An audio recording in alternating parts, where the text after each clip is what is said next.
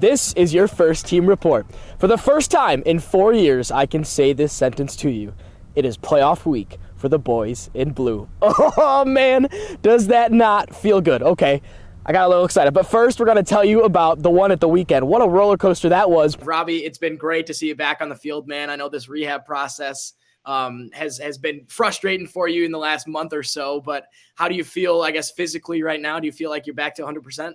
I want you to take another look at it. Did you know just how much time you had on the ball? Because I was like, okay, Sam, shoot. What was going through your mind right here in the second half? I actually didn't. I was really shocked that the goalkeeper didn't come out. Welcome to another first team report and another busy week. I'm Ian Gilmour. 3 points for our boys in blue this past Saturday. The game winner from Brian Rebillon in the first half, his second game winner of the season so far. And that goal is up for USL Championship Goal of the Week. What would you say, I guess, kind of summed up in a sentence or a paragraph? What was the impact that last year's side had on soccer, not only in this community, but in the women's game and going forward? And a 1-0 win over Minnesota Aurora on Saturday to avenge last year's playoff loss. They are into the national semi. So let's chat with a couple of players. The one with the game-winning assist, Grace Barr. The one with the game-winning goal, and Mrs. SportsCenter Top 10 herself, Sam Dewey. Indy have numbers forward. 3-on-2. San Francisco trying to track back. The long ball to the back post. Whitson is there with her head. Aaliyah Martin is there with her head. Oh my goodness! And they have won it! In the 91st minute in the USL W League semifinal.